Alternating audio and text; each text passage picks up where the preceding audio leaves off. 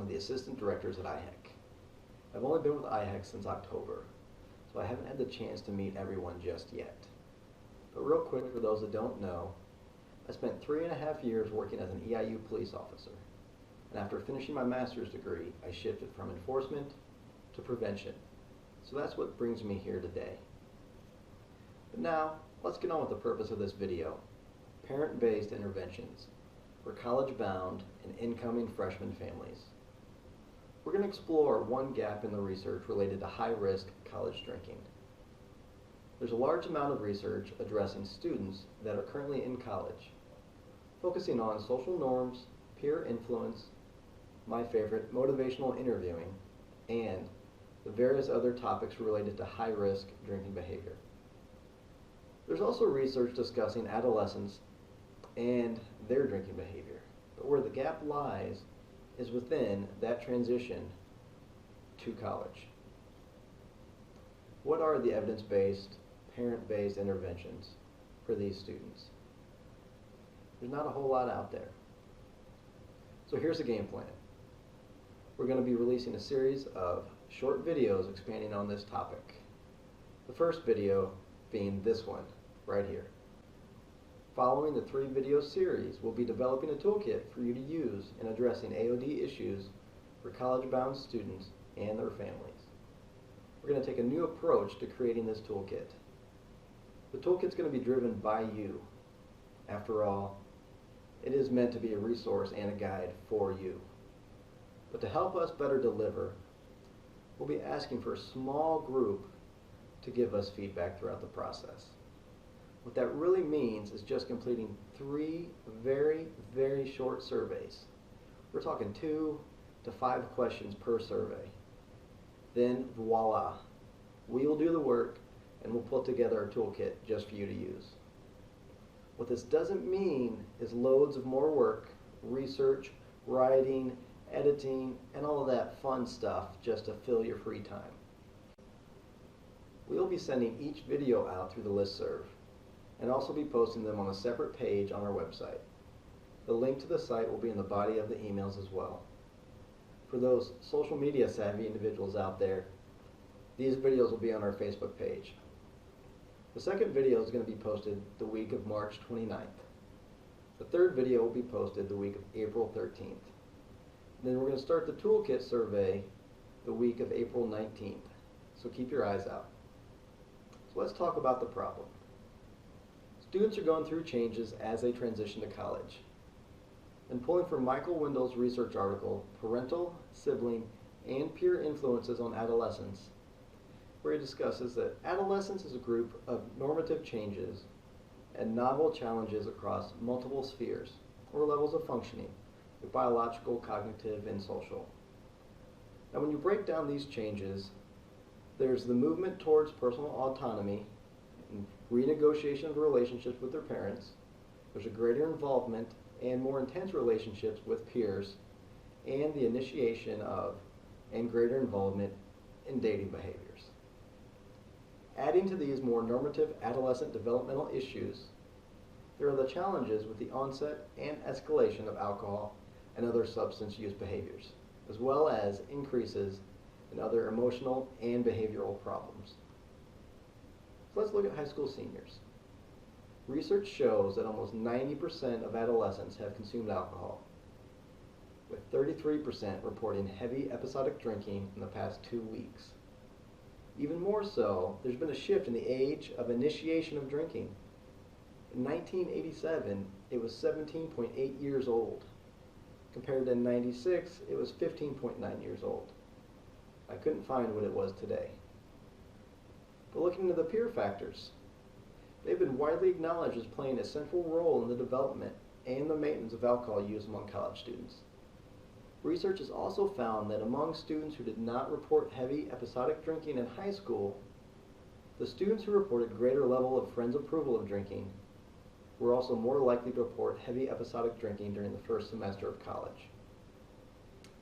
What the evidence really suggests is that a friend's approval of drinking may have a greater influence for those who have not yet engaged in heavy episodic drinking. Some of you may have missed our webinar on parent-based normative feedback presented by Lucy Naper, which, by the way, is posted on our website if you want to check it out. But there, Lucy discussed how parents monitor students' activities less once they transition to college. I'm guessing we've all seen this somehow, in some way. There is, in fact, a 69% decrease in alcohol-specific communication once they transition. And she dove into the research and shared that there's far too often a lot of misperceptions of students' alcohol use. And communication between the parents and the students becomes more permissive. So the solution, parent-based interventions. What are they? Well, after doing a lot of reading and research, they can be a handbook mailed to the parents, an online program for parents to go through, in-person presentations to parents, parental normative feedback, and parent social norms campaigns. Some of the topics can include campus alcohol policies, monitoring, penalties for underage drinking, the negative consequences from drinking, drinking behavior, protective behaviors, and then approval or disapproval. And for those that have researched parent-based interventions at all, you're more than likely familiar with the name Rob Teresi. For those that haven't, I would like to briefly touch on some of his research. One project specifically where he examined the short-term efficacy of a parent-based intervention that targets students just before they enter college. There, they sent intervention materials to 106 parents of inbound freshmen just prior to them entering college. The incoming students completed an assessment about their drinking 90 days into the first semester of college. Even though all of them were under the legal drinking age, 60% indicated that they had gotten drunk at least one time in the last year. 30% said they had consumed 5 or more drinks in the 2 weeks prior. 28% said they drank weekly. When parents participate in parent-based interventions, the students reported there was more alcohol-related communication and they had less risky alcohol use. Research also shows that individuals with a parent-based intervention were less likely to transition into drinking status during their freshman year, compared with the students that did not receive the parent-based intervention. They also showed less growth over freshman year in the number of drinks consumed per week. Well, looking back to Lucy Naper's webinar, she discusses 3 different studies related to parent-based interventions and parental social norms campaigns. The first one, they examined a web-based norms approach.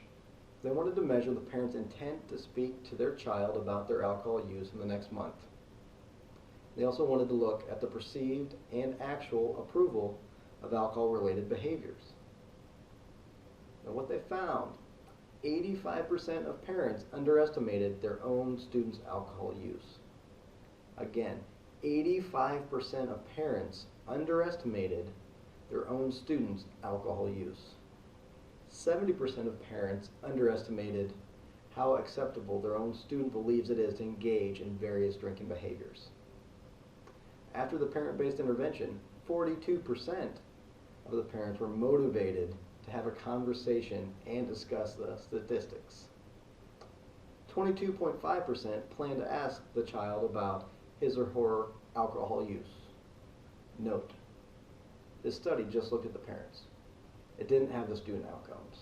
But overall, the parents were receptive to the web-based intervention.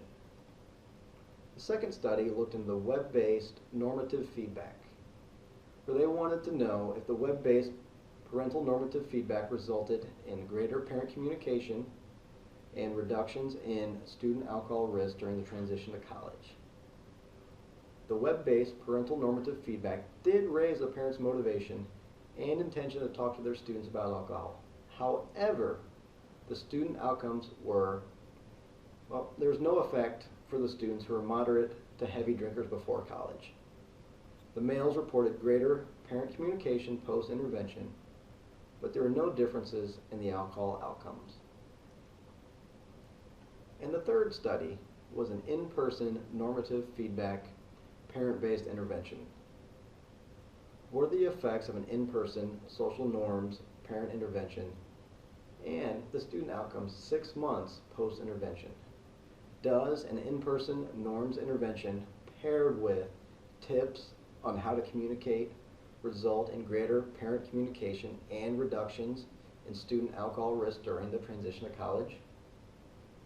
Takeaways from this study were that a norms-based, parental-based intervention may be useful for motivating conversations, but may not be sufficient unless paired with information on content. We really want to encourage less permissive communication that might be beneficial. So, we briefly covered the problem and just a few stats showing that parent-based interventions can have a positive effect. Just like any other intervention, it is just one part of the big picture that is prevention. I hope this gives you a snapshot of what we are working on at IHEC and the direction we are going. Again, this video will be posted on the IHEC website and our Facebook page. Thanks for taking time out of your busy day to watch. Stay tuned for the next video.